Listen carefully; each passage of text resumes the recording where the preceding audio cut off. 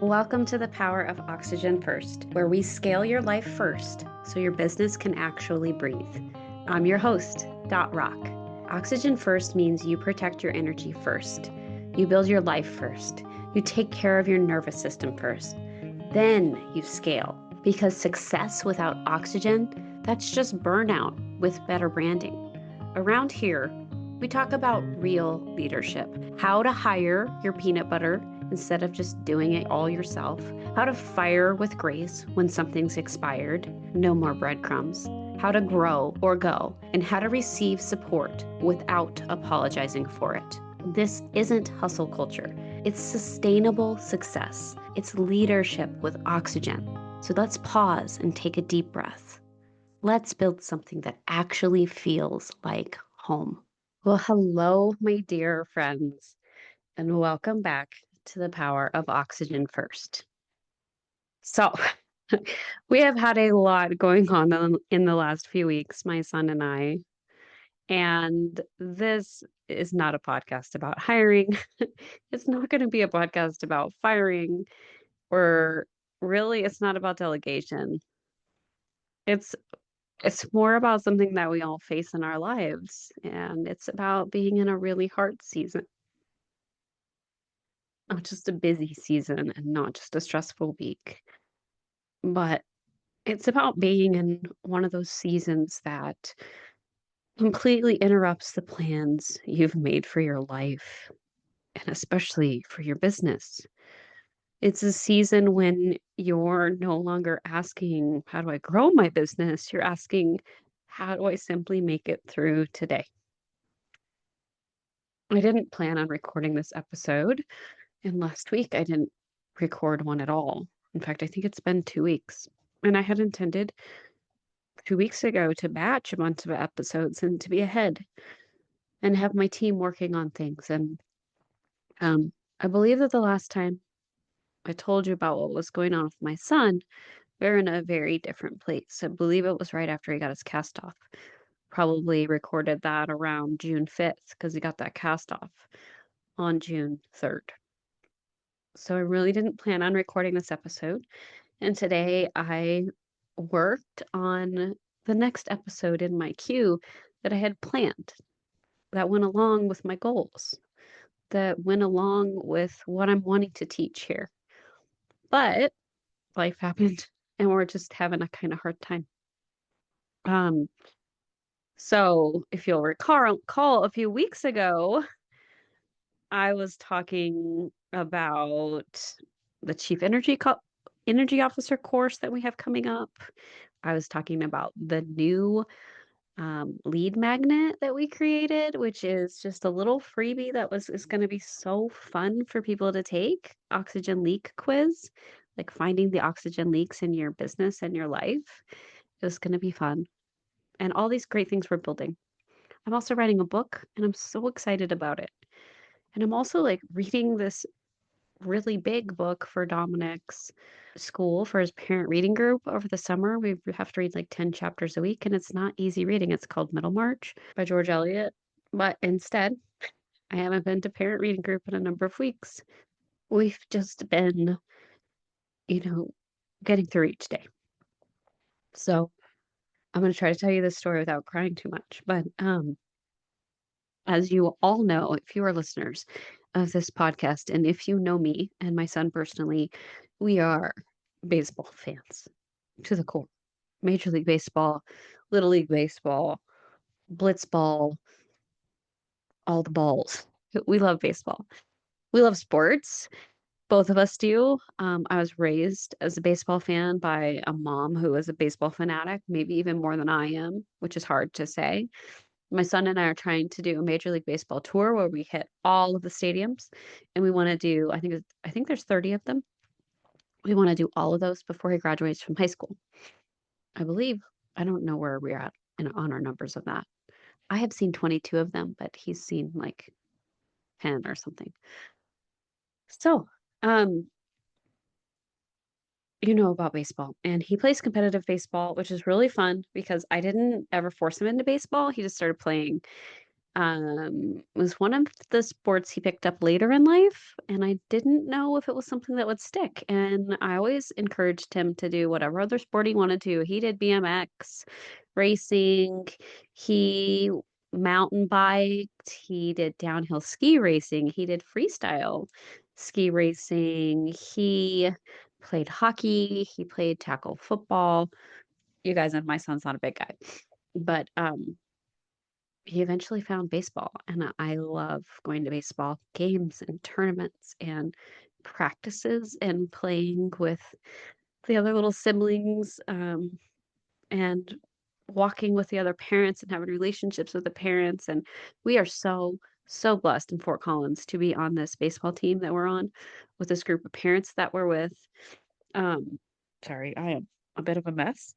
So we have felt so blessed with that. But remember, on May 14th, my son was throwing a baseball at practice, normal throw. He's a catcher and a pitcher, but it was a normal throw, and his arm popped really loudly. It was heard from like 30 feet away. Um, and he dropped to the ground in pain. And he handled it pretty well. He's pretty much a cool cucumber. He's hard to know what level of pain he has. He hides things well. Anyway, it was broken. But long story short, we went to the ER. Initially, the guy said it was a UCL injury and then it tore off the bone. And then I was like, okay, let's not go down that path because all these kids today know about Tommy John surgery, Shohei Ohtani, all the things, right? So he did an x-ray and then he came back and said, oh, good news. It's broken at the elbow in a couple of places. It's dislocated and it's displaced. You need to go over to the ER. We were in urgent care, sorry. Go to the ER and you will get it. They will have ortho come in and we'll probably have surgery tonight and we'll get it placed. And, you can't correct a dislocation while you're awake like that. Blah, blah, blah. We went over there. And next thing you know, after a couple hours in the ER, ortho never showed up. And I was like, well, they must be at dinner. And eventually they called in and said, nope, it's not displaced. Nope, it is not dislocated. We can see you in the office and we'll talk about surgery in the next week or so. We went to the doctor's office the following day, and the guy right away came in the room and was like, oh yeah, this is after they took him out for x-rays. He then came in the room and looked at those x-rays from their office and said, oh yeah, it's medial epicondyle fracture. Nothing else looks bad. It's not dislocated. It's not displaced enough. It's less than 3 millimeters. We do not need to pin it. We don't need to do anything. And I was like, whoa, whoa, whoa, time out. Displaced elbows doesn't sound good to me. He's a competitive baseball player. I told him the story and I said, I really would like to get an MRI. Don't feel comfortable with this course of action. And the orthopedic doctor, Dr. Bear, he disagreed with me. And he was nice about it, but we disagreed. And they put Dom in a cast and said, come back in 3 weeks and we'll see how it's healing. So, of course, this puts us on this path of healing that Dom thinks he's going to be playing baseball within like 5 weeks. We went back at 3 weeks and got the cast off, which was super exciting for Dominic. But I had this gut in me that said, this gut instinct that just said, no, this isn't right. So they took him for x-rays, they brought him back. And I looked at the x-rays and I knew it did not look any more healed than it was. Maybe a little, actually. There was a little bit of like fuzzy gray area that wasn't there before, but it was a little bit different angle. So I said, the surgeon came in the room, the orthopedic surgeon. He pointed to the other area of the elbow and said, it is not, it is healing right here. Look, it looks great. We're doing good. And I looked at him and I said, that is not where it was broken. It is not where it was broken. And he was like, oh, where did I tell you it was broken? Didn't he get hit with a ball? I said, no. Did you not check his chart before he walked in the room? And I said it nicely, much nicer than I'm even saying on this. I'm irritated at this point. This man has more than irked me. And I said, no, you said it was a medial epicondyle right over here. And he goes, oh, well, it's broken there too, but it's healing kind of. Maybe it was broken all the way. And I said, well, where was it broken? He said, I don't know. Maybe it's broken all over, all the way through, but it's good. And I was like, you're not going to put him back in a cast? It doesn't look healed. And he's like, it's healed enough. Once he can do 10 push-ups on the ground, first he'll do push-ups on the wall and blah, blah, blah. Then he can play baseball. And I was like, time out. He is a competitive baseball player. I am concerned about longer term damage. This is his throwing arm. He's a pitcher and a catcher. And the guy was just like, oh, you'll be fine. So we left there and Dom was elated. Like, next level, I get to play baseball in the next 2 weeks. I just have to go to PT. So I had a real gut check about this. I talked to a few other moms. They agreed with me. So I called back to the orthopedic office and said, I need to get a second opinion. Can somebody else look at these x-rays? And they're like, no, we can't get you until August. And I then raised the flag a little bit higher, which what I think I was doing through all of this was actually really honoring and listening to my intuition, which feels really good, by the way, right? I feel really great about that part of this story. So we got in a week later for a second opinion. I told you that on our last episode that I talked about this in. And I also then called PT. He told us not to go to physical therapy, and I had met a mom at a catcher's clinic. After I decided to go to this catcher's clinic because I went to the bank here and was trying to get more interest rate on my bank. This is like last October. And I I asked the banker why he wanted to switch me bank accounts. And I said, well, why would you do that? That seems like something I don't need. And he said, oh, well, I would do that because my kid's a competitive baseball player. And I was like, whoa, wait, tell me more. And I was like, who does he play for? I told him about my son. And it turns out his son had played for my son's coach for like 3 years and been a catcher. So they invited us to go to this catcher's clinic, which has been life changing for Dominic to become a catcher and to really learn from the coach and to learn from this other little boy. So, anyway, after Dom hurt his arm, I ran into that mom of that kid at a game of another baseball game that I was at. She came up to me and she said, I heard about Dom. I think you should get him into PT. So I had gotten him into PT at the beginning of this issue. We had already had it planned for when he got his cast off. So I called them a week early and said, can you get him in early? This is what happened at the doctor's office. I don't feel comfortable with it. I want to see what you think. So we got in early, and sure enough, right away, they said, we looked at the x rays. It looks broken in multiple places. We think there's also a UCL injury here. We really want you to go to the Stedman Clinic in Vail, which is one of the best orthopedic surgeon places in the world. Kobe Bryant had surgery there. That's where his whole rape scandal happened, like in Vail, because he was having surgery there. That's not, it was in the hotel, the Kobe thing.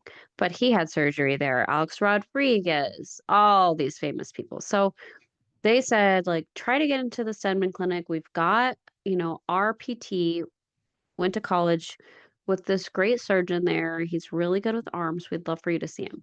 Just try to call their office. So they sent him an email. We called his office, told him what was happening. The man doesn't take new patients, by the way, and they got us in. And they got us in within a few days. So we dropped everything and we went to Vail. And it was a surgery day. He came out of surgery to check on Dom, and he examined him, and right away he said, I think this is UCL. And he said, let's go get a MRI. And so we went from like, this is fractured to this is just a UCL to we got the MRI. They called with results that night. And then the following day, on a Saturday evening, that surgeon called and said, it's a complete UCL tear. It's completely torn off the bone. It's fractured in multiple places. It's very displaced. It's more than 3 millimeters displaced. So he goes, I would recommend that we pin it. However, it's been 5 weeks since this happened, and we don't know how much healing has happened and how much damage we'll do on these growth plates if we go in there. And so I asked him, what would you do? And he said, I would operate. Your son's a competitive baseball player. I'd give him every chance he can. And he said, and I can fix it. I don't know how, but I know I will. I know when I get in there, I'll figure out a way to fix your kid. And so he had surgery the next week. And what is amazing about this is we I mean, there's so much amazingness about this that it just brings me such deep gratitude, which is hard with the amount of hard we're having with all of it. Um, so we went to Vail, and it was during the week we were supposed to have our travel baseball tournament with our team. All the people we know, you guys. We don't know people in this new town, and everyone that knows and loves us was there. Every one of my son's friends. So we had surgery on the same day that that tournament started.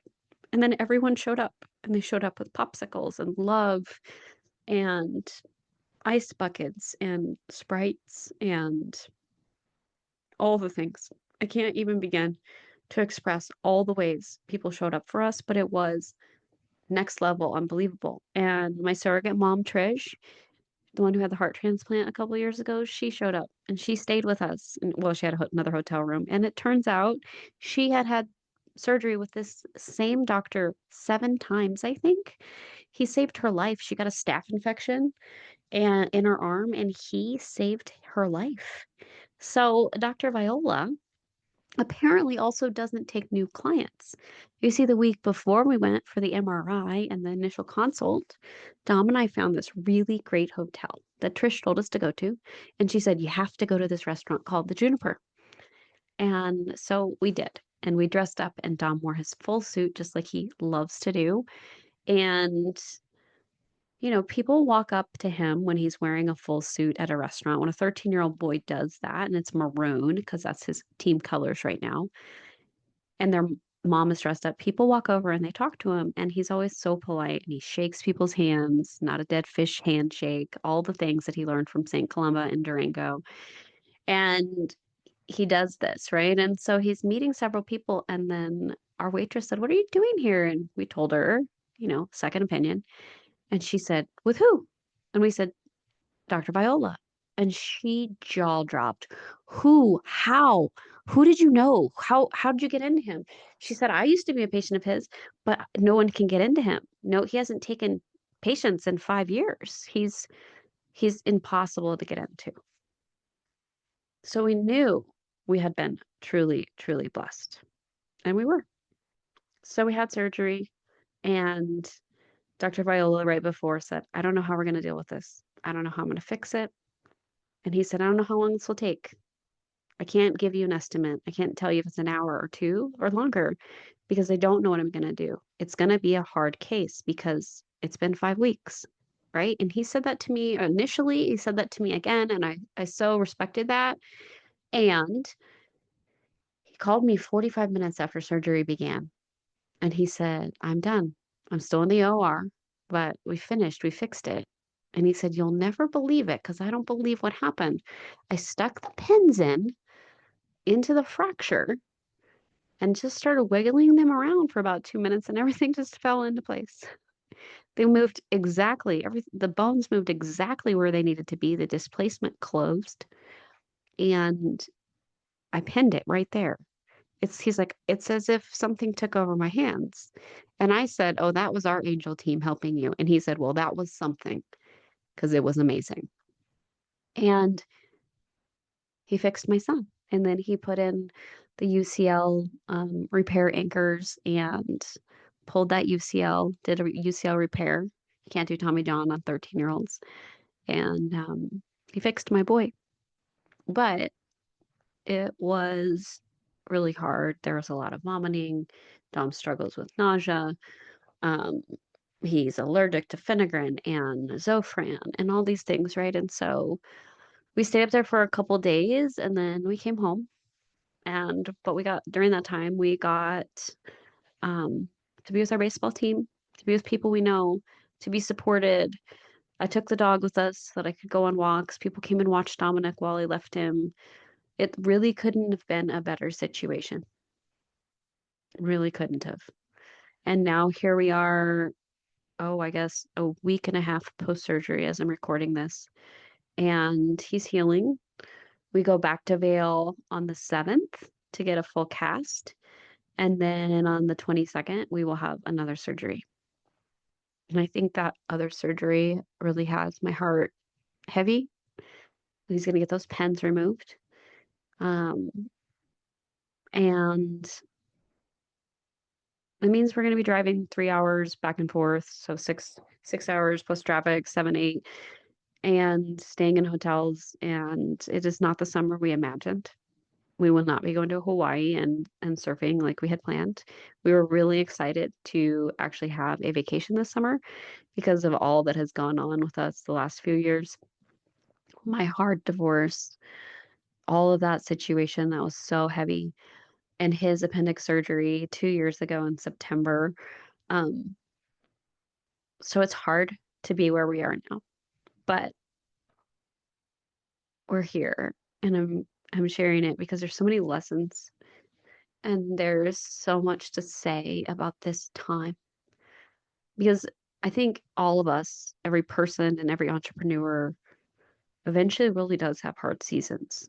A diagnosis. By the way, I also was just found out that my ferritin has totally tanked, and I'm going in for a IV iron infusion on Tuesday, and I'm excited because I think it makes a lot of sense that I haven't had an appetite in almost a year. My hair has been falling out like you wouldn't believe, and just a lot has shifted physically that doesn't seem right. And I finally think we have an answer. So I have a diagnosis too, a hard season. But I think we all go through these. We go through divorces. We have parents who get sick. We have dogs that get sick. We have a child that needs us. We have a business crisis. We have lawsuits, financial setbacks. And it's weird to me because life doesn't actually check our calendars before it arrives and hits us like this on the side of the head. But when it does, life hits us like this, it doesn't care about our launch plans, our content calendars, our quarterly goals, our profit goals. It just and how clean our house is. It said it simply asks us, now what? And for me, I don't think the hardest part has been the surgery. It's been everything around it. It's been being a solo parent and carrying the emotional burden of this and explaining to him that he's going to be stronger. It's been holding him on the nights he screams bloody murder and wails from the trauma, from the fear, from the devastation of not being able to play baseball, of not being able to be with his friends. I'm still taking him to practices as much as I can, which has been harder since surgery, but before surgery, we didn't miss a practice. Um, I'm still trying to teach him to show up even when it's hard. It was physically exhausting giving him medication through the night. And it's so emotional watching someone you love hurt so much, like mentally, physically, emotionally. And he had a fallout with his dad. He told his dad he never wanted to speak to him again the morning that we ended up finding out he needed surgery. Um, so just navigating this alone, I think, has really hurt my heart. But I'm not alone. I had the whole baseball team, right? So it's managing his emotions while I'm trying to regulate mine. It's feeling behind. I feel behind in every way. And I felt this way 2 years ago with all of the appendix apocalypse stuff, the 4 hospitalizations. And I feel exhausted, which is probably part of my iron issues. And I feel like everyone is moving forward while I'm simply trying to survive another day. And if I'm honest, I've just cried a lot as I am now. It's not because I'm weak. It's because this season is hard. But here's what actually surprised me as I started thinking about it. I realized I didn't even have to create a new plan. I just had to reach for the old one because I created this framework 2 years ago during the appendix apocalypse. And I had created a checklist that was called basics, elevated, and emergency task, one for personal and one for business. Because I needed like a visual of what I should be doing. I think at the time I thought I was creating a productivity tool because I love getting things done and I love checking things off a list. I just do. But I think I was wrong. I think I actually created a survival tool. So I've been referencing that. I didn't think I would ever really need it again, and it's really simple. Like, it's just a really simple idea because what I think is that every area of our business and our life has three versions: the basic, the elevated, and the emergency. So when life is steady, maybe your goal is to do 2 podcast recordings, to do some weekly networking and consistent outreach. And when you're in the elevated season, you lean more on systems and support. And when you're in an emergency situation, everything changes.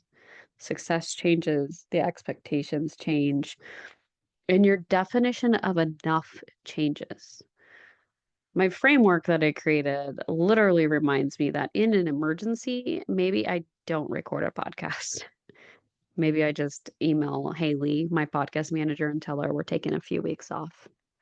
And I simply listen to one if I even have the energy to listen to someone's podcast. Groceries become delivery. There's a lot more takeout that happens. Exercise becomes more of walking the dog and, 10 minutes of body weight exercises like air squats and push-ups on the wall and whatever I can do in a hospital room or a hotel room without leaving my sick kid. And I have so much grief, you guys, about having a sick kid again. And I know we're lucky that it's just an arm, but it's his baseball arm. And it took away his favorite sport. But when we're in these seasons, when we're in these emergency seasons, I think the goal isn't optimization and it isn't productivity, it's oxygen.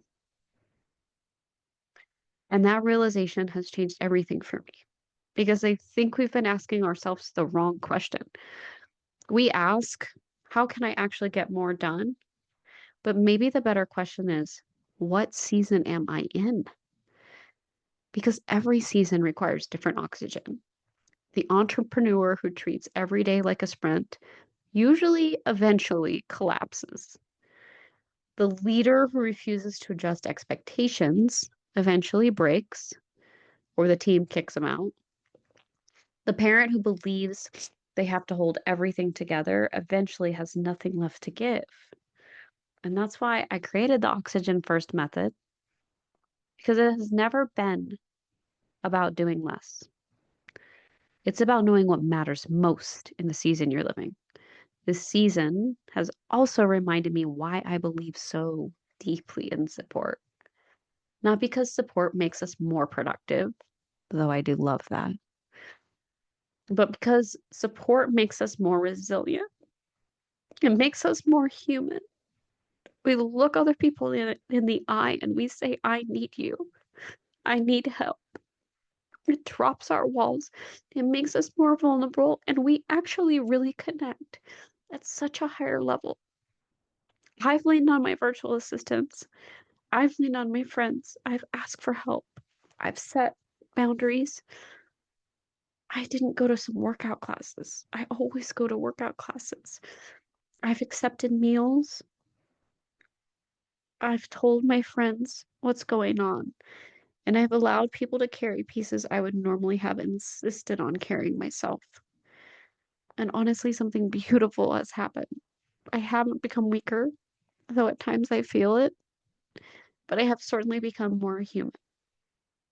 And I think it's strengthened my relationships with some of the baseball parents because I'm kind of seen as superwoman, the mom who does it all, the mom who's always asked to pick up the other kids because they like me.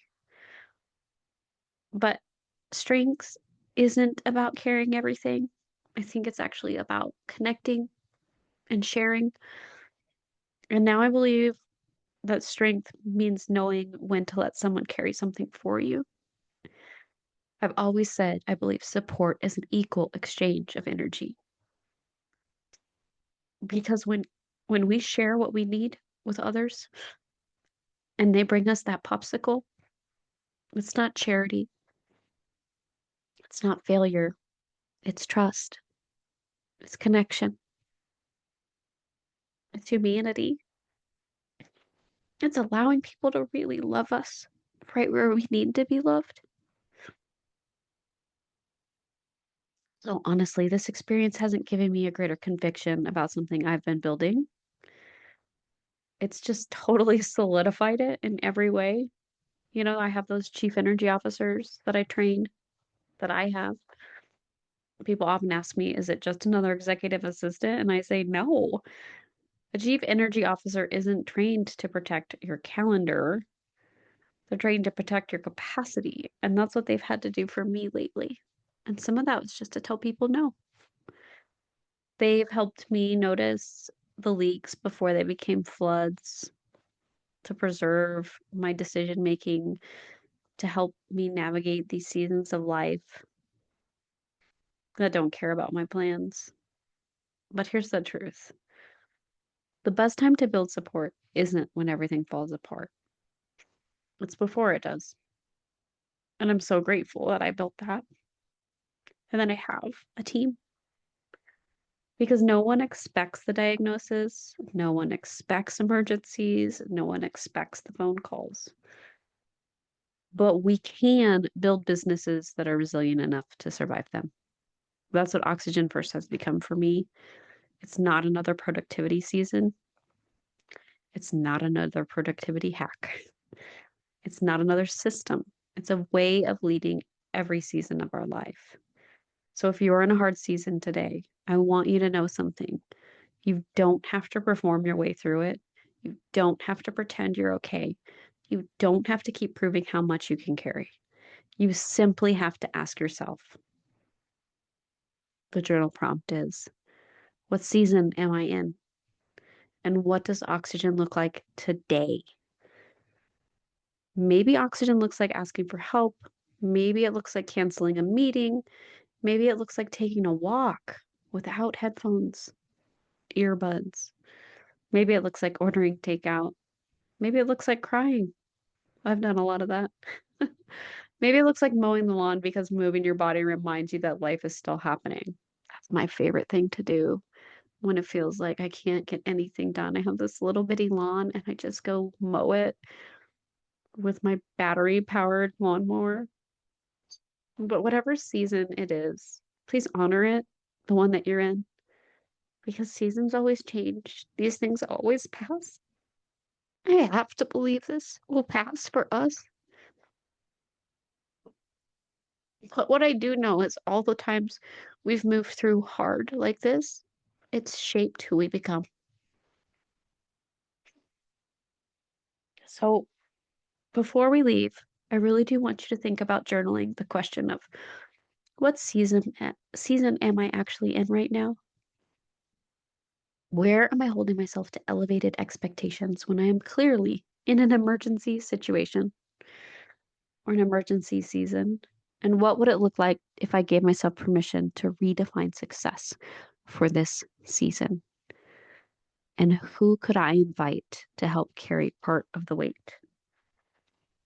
So, if this conversation resonated with you and you're still listening, I'd love to share this little tool that I created. It's the Basics Elevated Emergency Framework. It's just a little PDF, and it's a fun tool that's carrying me through this season.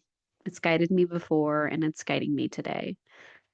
And if you're building a business that depends entirely on you, I'd love to help you change that. It's the only way my business is still surviving today is because I don't have a business like that.